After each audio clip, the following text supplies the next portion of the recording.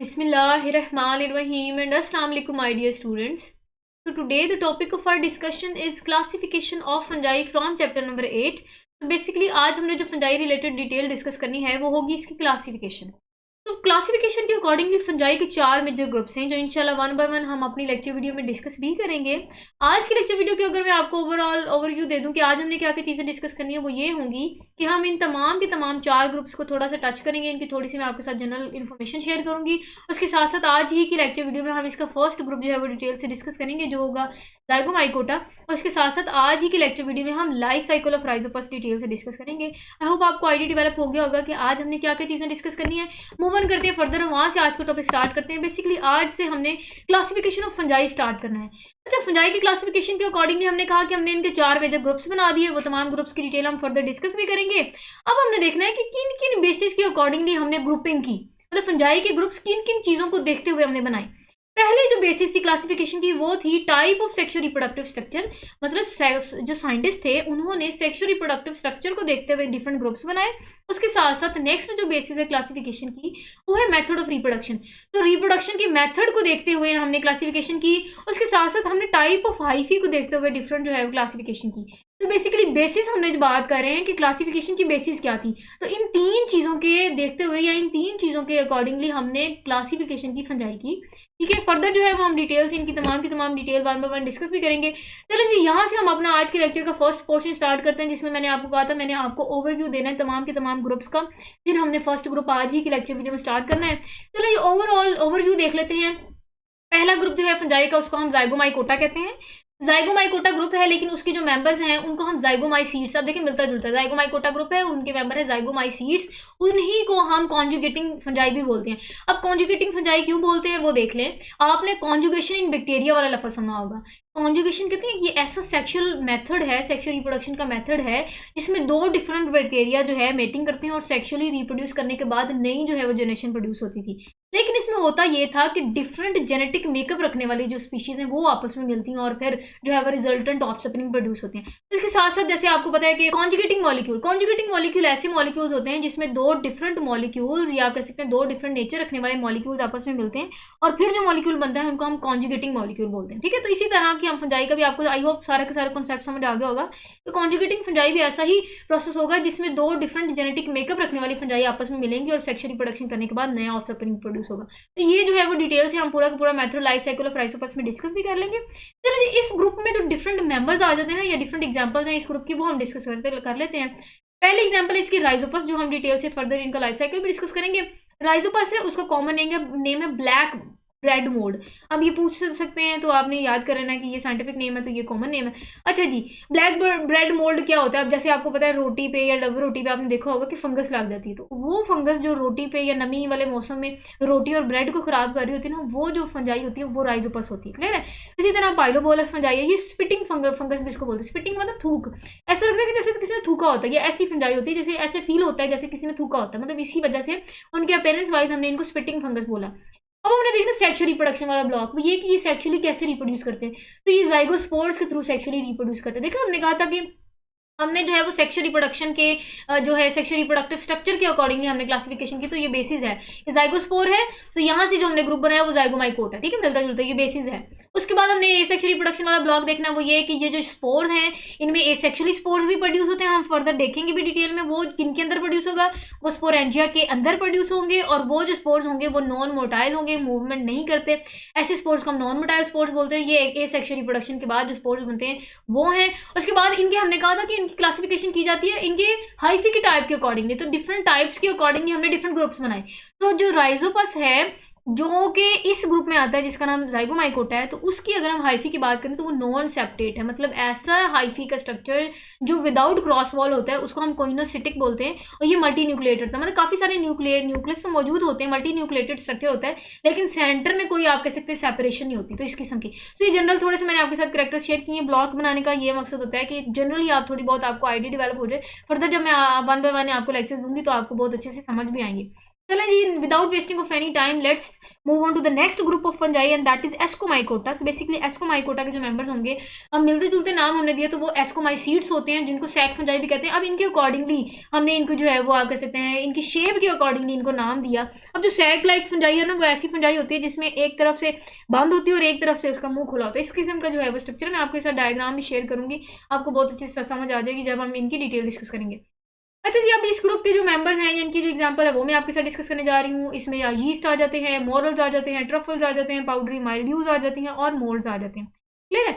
अच्छा जी, हम देखेंगे कि सेक्सुअली रिप्रोडक्शन कैसे करते हैं। तो एस्कोस्पोर्स के थ्रू ये सेक्सुअल रिप्रोडक्शन करते हैं। एस्कोस्पोर्स, अब ये ऐसे स्पोर्स होते हैं जो सैक के अंदर प्रोड्यूस होते हैं। अब नेक्स्ट जो बसीडियोस्पोर्स होते हैं वो हम देखेंगे कि वो आउटसाइड द बॉडी प्रोड्यूस होते हैं, हैंग कर रहे होते हैं। ऐसे स्पोर्स जो हैंग करते हैं आउटसाइड द बॉडी। लेकिन जो एस्कोस्पोर्स हैं, ये ऐसे स्पोर्स हैं जो कि सैक कहते हैं, आप कह सकते हैं पाउच या थैली, उसके अंदर मौजूद होते हैं। और वो पाउच जो कि जिसके अंदर एस्कोस्पोर्स होते हैं वो एस्काई हम उसको बोलते हैं। मैं आपके साथ डायग्राम भी शेयर कर दूंगी, आपको बहुत अच्छे से समझ आ जाएगी।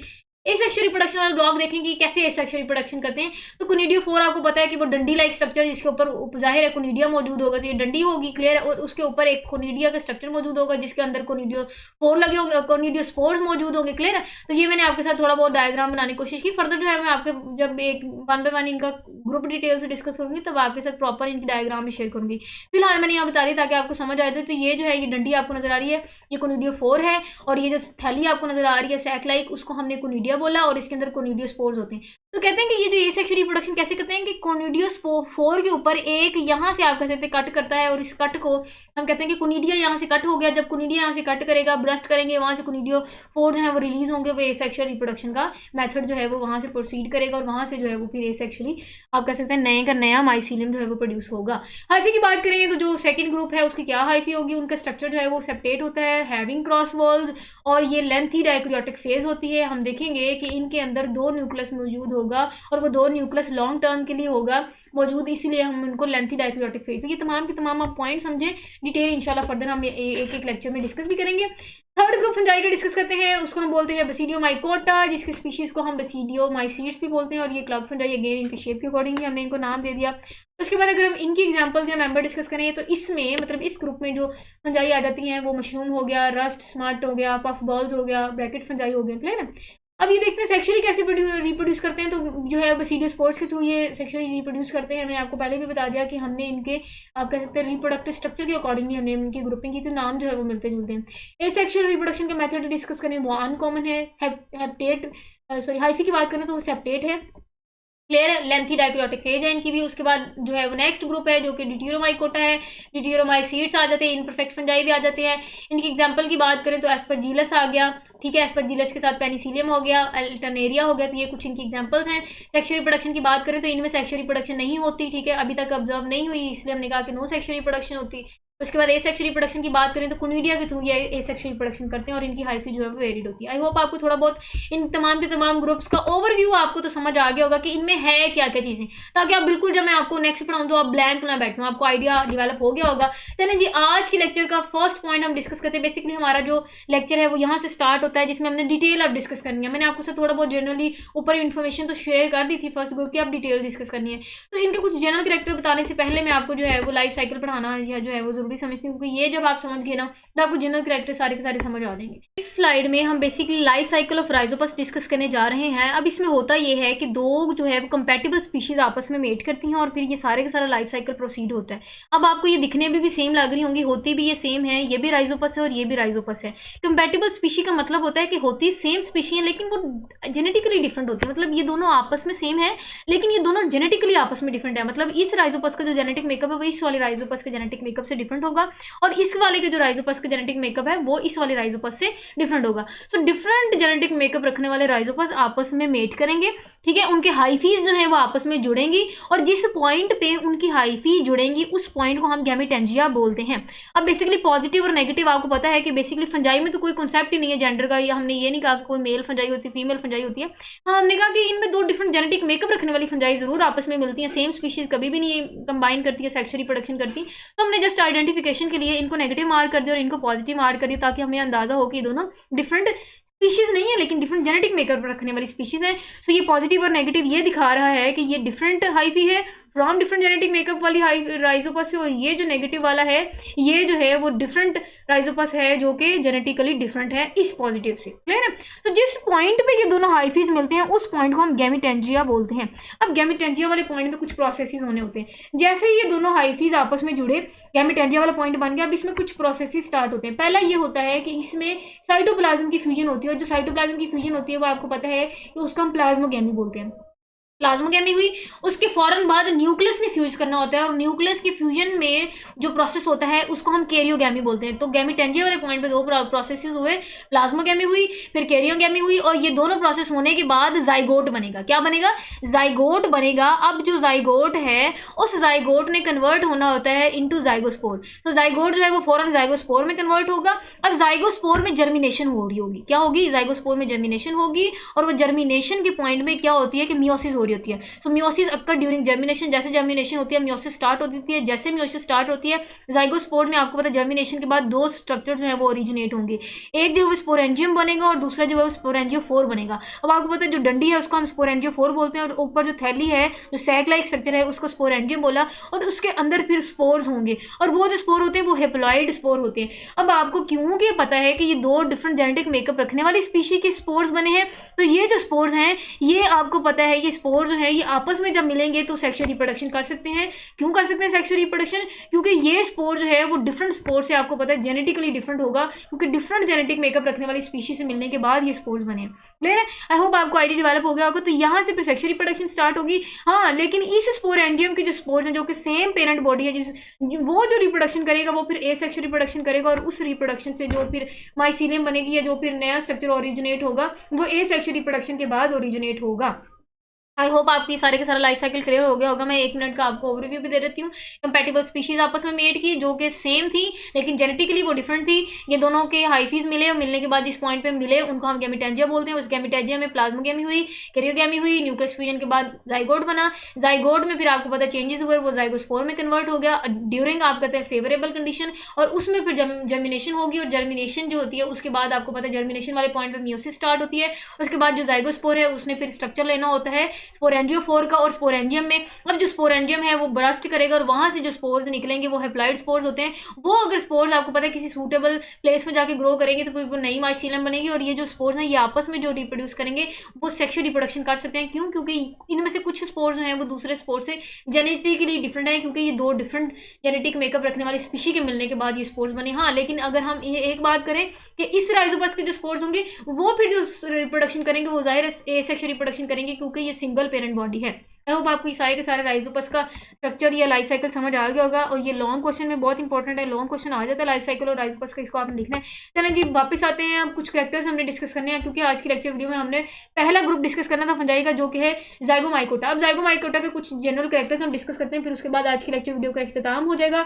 अब आपको पता है कि जो ग्रुप है जाइगोमाइकोटा उसके जो मेंबर्स हैं उसको हम जाइगोमाइसीड्स बोलते हैं, और उन्हीं को हम कॉन्जुगेटिंग स्पीशीज बोलते हैं या कॉन्जुगेटिंग फंजाई बोलते हैं। होता ये है कि जैसे आपको पता है, मैंने आपको पहले भी बताया ये कॉन्जुगेशन इन बैक्टीरिया में क्या होता है कि दो डिफरेंट जेनेटिक मेकअप रखने वाले बैक्टीरिया मिलते हैं, तो वो कॉन्जुगेशन होता है, सेक्सुअल रिप्रोडक्शन होती है, फिर फर्दर जो है वो ऑफस्प्रिंग्स प्रोड्यूस होते हैं।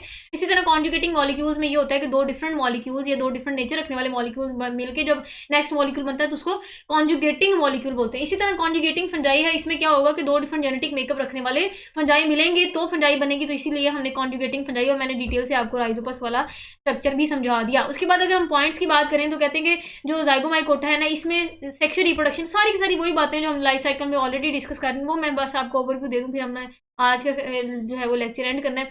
अगर हम जाइगोमाइकोटा की बात करें तो इसमें सेक्सुअल रिप्रोडक्शन के बाद जाइगोट की फॉर्मेशन होती है। आपको पता है जो जाइगोट की फॉर्मेशन है उसमें क्या होता है कि फ्यूजन ऑफ हाइफी होनी और टेम्परेरी है, मतलब जो जाइगोट है वो टेम्परेरी कुछ वक्त के लिए जाइगोट बनता है, लेकिन ये बात हो रही है अनफेवरेबल कंडीशन की। जैसे ही फेवरेबल कंडीशन में उनको मिलती है तो फेवरेबल कंडीशन में वो जो जाइगोट है फिर वो कन्वर्ट हो जाएगा जाइगोस्पोर्स में। ठीक है, तो वो डोरमेंट जो जाइगोस्पोर में कन्वर्ट होगा तो वो dormant thick walled resistant structure है जिसको हम जाइगोस्पोर बोलते हैं, और उसको ही हम जाइगोमाइसीड्स बोलते हैं। क्लियर? आई होप आपको समझ आ गई होगी। हमने पीछे भी देख लिया कि ये जाइगोमाइकोटा में सेक्सुअल रिप्रोडक्शन में होता ये है कि फ्यूजन होगी, प्लाज्मोगेमी होगी, कैरियोगेमी होगी, सेक्सुअल रिप्रोडक्शन के बाद जाइगोट में बने, जैसे ही उनको फेवरेबल कंडीशन बनेगा वो जाइगोट जो है वो जाइगोस्पोर में कन्वर्ट होगा, और फिर उसी को हम जाइगोमाइसीड्स भी बोलते हैं। अब जब आपको पता है कि जर्मिनेशन के पॉइंट में मियोसिस हुई, और मियोसिस के बाद हमने देखा था कि हेप्लॉइड स्पोर्स प्रोड्यूस हुए। अब उसके बाद स्पोर्स के उसके बाद आपको पता है नई माइसीलियम बनी है, क्योंकि जो स्पोर्स हैं वो ही आपको पता है कि सेक्सुअल रिप्रोडक्टिव स्ट्रक्चर है, क्योंकि उसी के बाद फिर जो फर्दर जो है वो न्यू ऑफस्प्रिंग्स प्रोड्यूस होने होते हैं। तो ये बेसिस होते हैं सेक्सुअल रिप्रोडक्शन करने के बाद, क्योंकि जो स्पोर्स हैं वही रिप्रोडक्शन का प्रोसेस आगे प्रोसीड करते हैं। इन्हीं से जो है वो नई जनरेशन ने आपको बताया कि आगाज़ होना होता है, ये प्रोड्यूस होना होता है। जो स्पोर्स हैं वो जर्मिनेशन करने के बाद न्यू माइसीलियम बनाते हैं। और उसके बाद अगर हम ए सेक्सुअल रिप्रोडक्शन की बात करें तो स्पोर्स हैं वो सेक्सुअल रिप्रोडक्शन भी करते हैं, और इस केस में ए सेक्सुअल रिप्रोडक्शन भी इनमें कॉमन है। और हाइफी जो है वो आपको मैंने बता दी कि ये कोइनोसिटिक हाइफी होती है। कोइनोसिटिक हाइफी का मतलब कि विदाउट क्रॉस वॉल हाइफी, ठीक है, इनमें कोई क्रॉस वॉल नहीं होती। मतलब हमने इसको आसान जुबान में कह दिया कि ये नॉन सेप्टेट या ए सेप्टेट भी इसको बोलते हैं, ठीक है, ए सेप्टेट हाइफी है। उसके बाद हमने कहा कि लेकिन इनमें काफ़ी सारे न्यूक्लियाई होते हैं। तो काफ़ी सारी जनरल कैरेक्टर्स जो हैं हमने already life cycle of Rhizopus में भी डिटेल से डिस्कस कर ली। एग्जाम्पल हमने डिस्कस करनी है कि इस ग्रुप में कौन कौन सी एग्जाम्पल आ जाती है। मैंने साथ ही साथ आपको डायग्राम भी शो कर दी ताकि आपको इंटरेस्टिंग भी लगे और आपके साथ लॉन्ग टर्म के लिए कॉन्सेप्ट जो है वो पक्के बैठ भी जाए दिमाग में। अच्छा जी, इसकी एग्जाम्पल की बात करें तो म्यूकर इसकी एग्जाम्पल है और राइजोपस इसकी एग्जाम्पल है। जिसके बात करें राइजोपस की तो वो इस तरह का स्ट्रक्चर होता है। अब ये इन्होंने हमने डिटेल स्ट्रक्चर है लेकिन ये इस तरह की अपीयरेंस लगता है। ये ब्रेड है ना, इसके ऊपर ऐसी ब्लैक सी अपीयरेंस लेता है। इसके बाद हमने कहा कि ये ब्लैक ब्रेड मोल्ड भी होते हैं, ठीक है। ये क्या करते हैं, ये फूड मॉइस्ट ब्रेड, नरम जो गीली नम वाली जगह पे जो होने वाली ब्रेड है या नमी वाली ब्रेड है उस पे ये जाके इफेक्ट करते हैं और उसको ख़राब करते हैं। कुछ फ्रूट्स को भी ये ख़राब करते हैं, ठीक है। तो ये स्पॉइलिंग ऑफ ब्रेड या फिर फ्रूट्स की वजह भी बनते हैं राइजोपस। क्लियर है। So this is it. हमने आज के लेक्चर डिस्कस किया, उसमें हमने क्या किया कि हमने क्लासिफिकेशन की बेसिस देखी, फिर उसके बाद हमने कुछ क्लासिफिकेशन के डिफरेंट ग्रुप्स की जनरल करेक्टर्स देखे, जनरल इन्फॉर्मेशन देखी। उसके बाद हमने फर्स्ट ग्रुप भी आज ही डिस्कस किया जिसमें हमने कुछ जनरल करेक्टर्स डिस्कस किए, वो तमाम के तमाम जनरल करेक्टर्स थे मैंने आपके साथ शेयर किए। उसके बाद हमने इनकी एग्जाम्पल डिस्कस की और life cycle of Rhizopus detail से डिस्कस किया। So this is it. अपना बहुत सारा ख्याल रखिएगा और नेक्स्ट जो है वो इंशाल्लाह हम इसी क्लासिफिकेशन ऑफ फंजाई का नेक्स्ट ग्रुप डिस्कस करेंगे। Okay then, stay connected and अल्लाह हाफिज़।